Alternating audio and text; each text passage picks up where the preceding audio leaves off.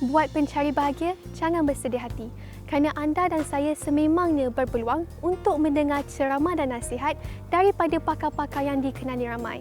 Jom kita ke konvensyen Kasih ke Syurga yang diadakan pada 18 Oktober ini bertempat di Masjid Wilayah Persekutuan Kuala Lumpur. Lepas tu, mana tahu, mungkin anda akan lebih bersemangat untuk meneruskan pencarian bahagia ini. Terbuka kepada semua individu mahupun pasangan suami isteri. Daftar sebelum September untuk dapatkan harga yang istimewa. Jumpa di sana!